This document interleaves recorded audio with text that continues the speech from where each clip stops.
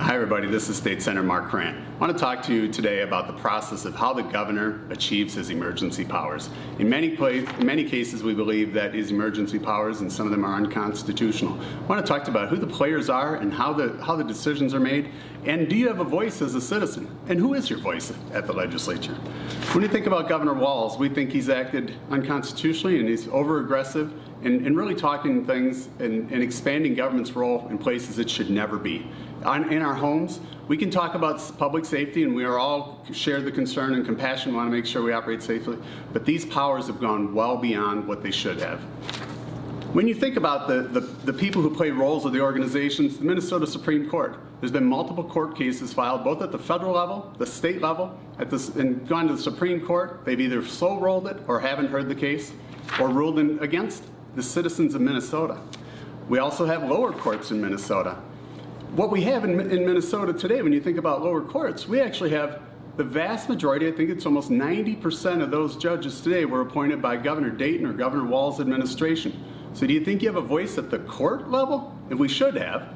And they play an important role. They can either shoot down and or approve these emergency powers through court case, and they should be reviewing it for the constitutionality.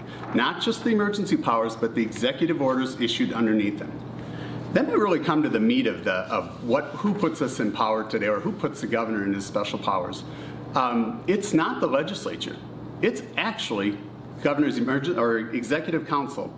The executive council is comprised of Attorney General Keith Ellison. I think he's a top law enforcement officer and is supposed to be a top defender of Minnesota's Constitution and the statutes within our body.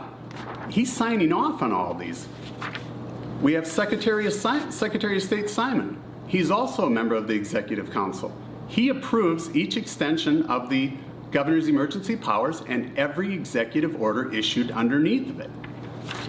We also have the next constitutional officer, State Auditor Julie Blaha. You don't hear much about her and the importance of the office, but today more than ever, this shows you how important constitutional offices are to the freedoms of Minnesota and the Constitution that we all live under.